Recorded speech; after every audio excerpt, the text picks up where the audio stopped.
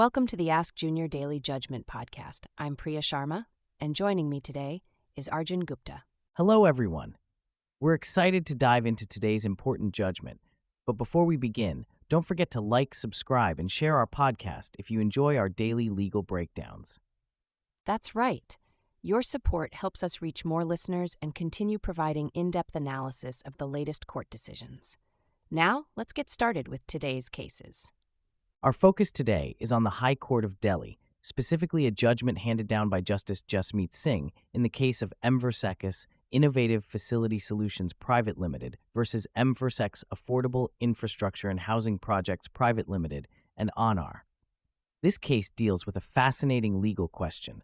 Can a company be prevented from terminating a service agreement before the end of its contract if the other party has a right to arbitration? Let's break down the facts of the case. Innovative Facility Solutions, the petitioner, provided maintenance services to Affordable Infrastructure, the respondent, for 2 buildings. The agreement had a lock-in period of 9 years, but it was also amended to include a specific clause outlining how disputes would be settled. That's where the interesting part comes in.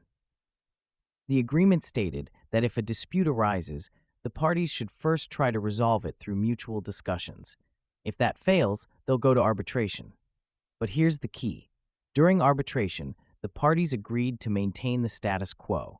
That means the service provider can't be kicked out while the dispute is being decided by an arbitrator. So, Affordable Infrastructure tried to terminate the agreement, citing various reasons like service deficiencies and non-payment of electricity bills. Innovative Facility Solutions filed a petition in court seeking a stay on the termination notice, arguing that the clause on maintaining the status quo during arbitration applied. It's almost like a freeze frame during the arbitration process. It essentially means the termination notice can't take effect until the arbitrator makes a decision. This is a common strategy in legal disputes to avoid irreparable harm to one party during the legal process. Exactly. The court had to determine whether the clause in the agreement effectively prevented the respondent from terminating the contract before the end of the lock-in period. This is where the concept of negative covenant becomes crucial.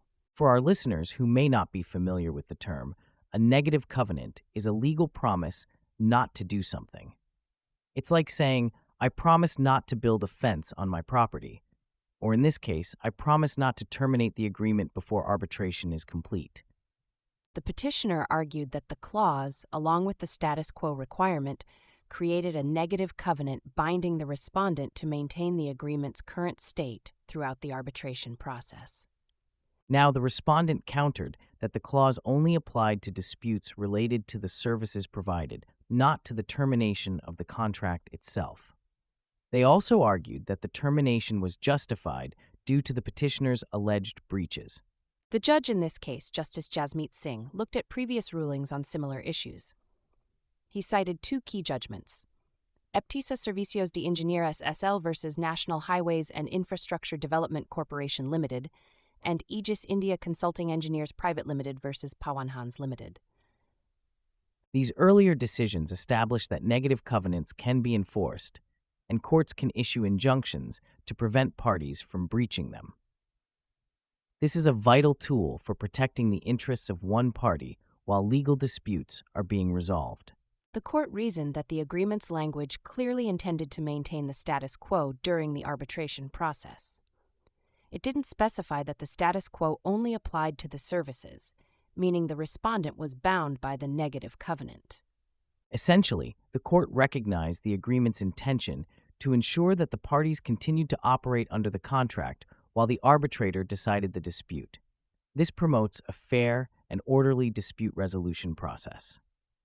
Additionally, the court addressed the respondent's argument regarding the petitioner's alleged breaches. It recognized that these issues would be decided by the arbitrator, and the court wouldn't interfere with that process. It's crucial to remember that the court isn't determining whether the petitioner actually breached the agreement or whether the termination was justified. That's for the arbitrator to decide. The court's role in this instance was to protect the status quo to ensure a fair and impartial arbitration process. This judgment is important for its application of the concept of negative covenants and its emphasis on upholding the status quo during arbitration. It underlines the importance of carefully drafting agreements, especially those involving complex dispute resolution clauses. It also shows the power of arbitration in modern commercial disputes. Arbitrators can resolve complex legal issues in a more efficient and specialized way than traditional courts, and this judgment underscores the legal framework that supports that process. And that wraps up our analysis of today's judgments. We hope you found our discussion informative and engaging. Before we sign off, we'd like to remind our listeners once again to like, subscribe, and share our podcast. Your support means the world to us and helps us continue bringing you daily updates on the most important legal decisions. Absolutely. And don't forget to tune in tomorrow for another exciting episode. Until then, this is Priya Sharma. And Arjun Gupta, signing off. Thanks for listening to the Ask Junior Daily Judgment podcast.